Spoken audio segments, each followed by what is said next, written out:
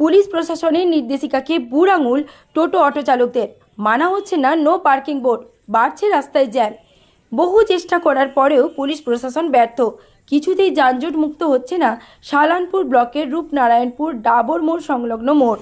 কিছুদিন আগেই পুলিশ প্রশাসনের পক্ষ থেকে জায়গায় নো পার্কিং বোর্ড লাগানো হয় এবং রাস্তার দুই পাশে অযথা দাঁড়িয়ে থাকা টোটো অটো বিভিন্ন ধরনের যানবাহন চালকদের পুলিশের পক্ষ থেকে জানিয়ে দেওয়া হয় যে সমস্ত জায়গায় নো পার্কিং বোর্ড ঝোলানো রয়েছে সেই সমস্ত জায়গায় কোনো রকম যানবাহন দাঁড় করানো যাবে না।